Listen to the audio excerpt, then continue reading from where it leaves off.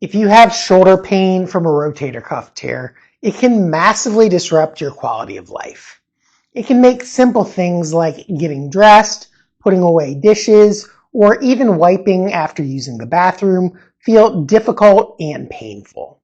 It might even keep you from sleeping at night. And while you're lying there awake, you may worry that the pain won't go away without needing surgery. But here's the truth. Most people with rotator cuff tears can recover without surgery if you fix the underlying cause of the problem. The reason many treatments fail is that they focus on the tear itself and not fixing the thing that caused the tear in the first place. In this video, I'll explain the root cause of the problem and how to fix it to help you avoid surgery. And even if you've already had a surgery, it'll give you the best possible chance to avoid re-tearing your rotator cuff in the future. So what exactly is the rotator cuff? Many people think of the rotator cuff as one thing, but it's actually 4 separate small muscles in your shoulder. And the skeletal muscles in your body have 2 primary functions. One role is to move the limbs or move your spine.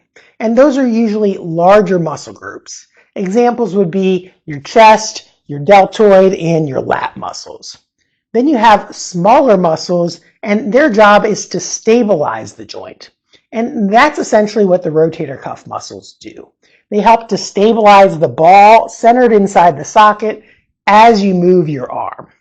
And the deltoid muscles, these large ones here on the outside of the shoulder, their job is to raise the arm out to the side or out forwards like that. But when they raise your arm up, they pull the ball up. The rotator cuff, conversely, has a function to pull the ball down. So it helps prevent that upward glide to help prevent compressing inside the joint. And if that ball starts riding up too high in the socket, you can start to pinch it against the roof of the shoulder joint, which can cause rotator cuff problems. And most forms of shoulder pain are due to some type of rotator cuff problem, but it can range in severity from just inflammation or tendinitis to tendinopathy to small tears or to a complete rupture of the rotator cuff. And if the problem goes on long enough, that compression of the ball into the socket can even cause arthritis in the shoulder. But regardless of which of those problems you have, the problem is usually the same thing. An imbalance between the deltoid pulling the ball up and into the socket and the rotator cuff not being strong enough to pull the ball down and keep it centered in the socket. Now, additionally, your shoulder blade posture and your upper back or thoracic posture plays a big role as well. Because not only is there a problem of the ball gliding up into the socket, but the socket gliding down into the ball. And that's particularly common if you have a rounded shoulder posture like this, like many people get from working at a desk or working at a computer or looking on their phones. When you're rounded down like that, it brings the roof of the joint down into the ball. So you have the problem of the socket coming down into the ball and the ball coming up into the socket. So to fix that first problem, the shoulder blade problem, the simple fix is just correcting posture and trying to do that frequently throughout the day. So if you find that you're sitting like that with a forward head and rounded shoulders, the easiest fix is just to sit up tall. So lift your sternum, lift your chest up, and then rotate your shoulder blades back together like this. Now, if you try reaching upwards with rounded shoulder posture and notice how far you can go, and then just sit up tall and try reaching up again, you'll notice a big difference in how high you can reach just by opening up your posture. So again, it's chest up, shoulder blades back, and then reaching up. Now, if that alone doesn't fix the problem, you may also have that imbalance between the deltoid pulling the ball up into the socket. And when we talk about the ball of your shoulder, the head of the humerus is ball-shaped, but it's not a perfectly round ball. There are some bumps on that ball. And if your elbow comes out to the side like this, a motion known as internal rotation, that brings one of the bumps, the greater tuberosity, underneath the roof of the joint and can start to pinch your rotator cuff tendons. And often when I have patients in the office, they'll say, it hurts when I lift my arm up like this. And that's abduction or elevating the shoulder, and internally rotating the shoulder at the same time. And that often pinches the rotator cuff tendons. But if you externally rotate the shoulder, so internal rotation, external rotation, if you raise the arm up with external rotation, that's often a lot more comfortable than raising up with internal rotation. So another simple fix is just maintaining external rotation, whether you're raising the arm out to the side or raising the arm in front. Now, when you're raising the arm in front, internal rotation would look like the elbow flaring out to the side, like that, versus external rotation would be that the forearm stays relatively vertical, like that. And when you do that motion of going up like this, that uses the back part of the rotator cuff, the external rotators, to stabilize the shoulder in a position of external rotation as you're raising up.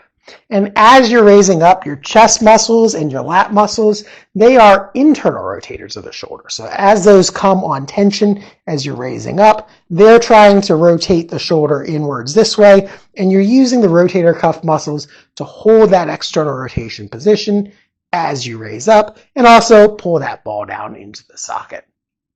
So when many people do rotator cuff exercises, they focus primarily on the rotation aspect, going back and forth like this, using a weight or using a resistance band. But that's, again, not the way that the rotator cuff functions in real life. We don't use it so much as a primary rotator, but rather as an anti-rotator to prevent that internal rotation of the chest and lats. We use it to maintain external rotation. And so that's another exercise, is just doing external rotation like this and raising your arms up in front of you, trying to keep the forearms parallel with one another as you're going up. Or another exercise would be bringing them out to the side like this, externally rotating, pulling the shoulder blades back, chest up like that, and then trying to go out to the side. So again, this is the motion of shoulder abduction, going out to the side like that, while maintaining shoulder external rotation. And this is shoulder flexion, going out to the front while trying to maintain shoulder external rotation. Now, if you do have some weakness in your rotator cuff because of a tear or just due to lack of conditioning, then you may find it really hard to do this. Or if you've got a significant tear, it might be too painful to reach up without a little bit of help. So here's how you would give yourself some assistance. Using an over-door shoulder pulley like this one can give you some assistance to raise your arm up. But you don't want to use it with your back towards the door or facing the door the way that many people use them. And the reason for that is as you're raising your arm up like this, it pulls you into a position of internal rotation, which again can pinch the rotator cuff tendons.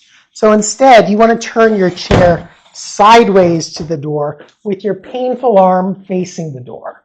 Then keep your arm turned into the door like this so that your forearm goes up the wall. That'll put you in a position of shoulder external rotation, which again helps you to clear the rotator cuff. Then use your good arm to assist the sore arm to slide up the wall, trying to keep your forearm flat on the wall the entire time, and then sliding back down. Sliding up like this. Remember again to sit up with good posture with your chest up. That helps to extend your upper back and tilt your shoulder blades backwards and puts you in an optimal position for success while sliding the forearm up against the door. And repeat this for a couple minutes, only going as far as you feel comfortable going. Usually just 2 to 5 minutes of doing this will increase your pain-free shoulder range of motion. So those were some exercises to help you with reaching upwards. But what do you do if your shoulder hurts when you're reaching behind your back? For example, fastening a bra or wiping after using the bathroom, pulling up pants. How do you improve that motion of internal rotation? Well, as you internally rotate, you can either tip the shoulder blade forwards, which again brings the socket down into the ball and can start to pinch, or you can have a precise rotation where you're rotating just at the shoulder joint or the glenohumeral joint. And it's that precise internal rotation that you want to get without getting that tipping of the shoulder forwards. And one simple way to practice that is just put your arm out about 45 degrees or however high you can go comfortably, and then just practice reaching for your waist and then coming back. Now, as you're doing this, you don't want your shoulder blade to be moving forwards like this. You don't want to feel the ball of your shoulder popping forwards into your fingers. You want to think about a rod running through your upper arm, and you're just trying to rotate precisely around that rod. So it's just your forearm moving on your upper arm, just going back and forth like this, as if you're trying to touch your hip bone and then come back up. Just going as far through that range as you can comfortably, again, without your shoulder blade tipping forwards. So that was to help with reaching behind your back. Now, what about sleeping at night? That's probably the most common time when people with rotator cuff tears have pain. And to learn tips to help you sleep more comfortably at night, check out this video over here.